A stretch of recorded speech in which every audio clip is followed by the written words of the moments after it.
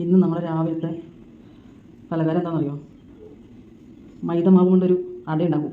അതാണ് എല്ലാ ദിവസവും ദോശ, ഇഡ്ഡലി, ദോശ, അപ്പം ഇത് തന്നെയാണ്. അപ്പം ഒന്നൊരു മൈദമാവ് കൊണ്ടൊരു അട ഉണ്ടാക്കാമെന്ന് വിചാരിച്ചാൽ സിമ്പിളാണ് കേട്ടോ കാര്യം. ഒരു കാക്കിലും മൈദ, ഒരു 5-6 ചെറുള്ളി ചെറുതായിട്ട് അരിഞ്ഞത്, 2 പച്ചമുളക്. അപ്പോൾ നമ്മൾ അതിലേക്ക് ഇടുന്നു കേട്ടോ. അത് കഴിഞ്ഞ് കുറച്ച് തേങ്ങ ചിരകിയത്. തേങ്ങത്തിൽ അധികമുള്ളത് നല്ല ടേസ്റ്റാണ് കേട്ടോ. നമുക്കിതിന് കറിയൊന്നും വേണ്ട. കറി ഇല്ലാണ്ട് തന്നെ ഈ തേങ്ങയ്ക്ക് ഇടുമ്പോൾ നല്ല ടേസ്റ്റാണ്. ഇനി വേറെ ഒന്നും വേണ്ട, അത്രേ ഉള്ളൂ.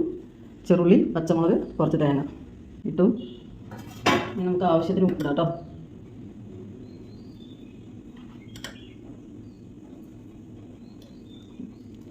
ഉപ്പിട്ടു. നമുക്ക് ആ ഉപ്പ് എല്ലായിടത്തുനിന്ന് പിടിക്കാൻ വേണ്ടിയിട്ട് നമുക്കൊന്ന് കുറച്ച് സെറ്റാക്കാം. ഉപ്പ് ഇപ്പോൾ അതൊക്കെ സെറ്റായിട്ടുണ്ട്. നമുക്ക് വെള്ളം ഒഴിക്കാം കേട്ടോ.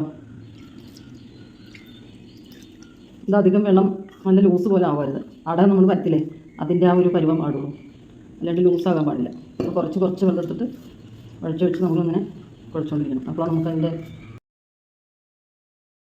നമ്മൾ പരുവം കുഴക്കണം. ഒരു 5 മിനിറ്റ് റോസ്റ്റ് ചെയ്താൽ മതി. അധികം ഒന്നും റോസ്റ്റ് ചെയ്യണ്ട, ഒരു 5 മിനിറ്റ്. ദോശക്കല്ല് നമ്മൾ അടുപ്പത്ത് വെച്ചു, ഒന്ന് ചൂടാവട്ടെ.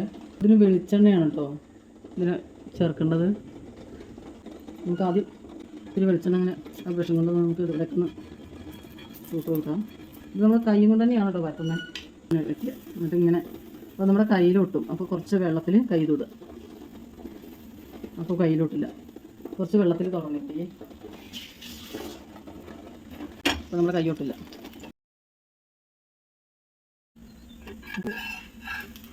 മറിച്ചിടണം. ചെറിയ തീരെ വേവിക്കാൻ പറ്റും കേട്ടോ, എന്നാലേ അടക്കം വേവിക്കുള്ളൂ. കുറച്ച് കട്ടിയുണ്ടല്ലോ.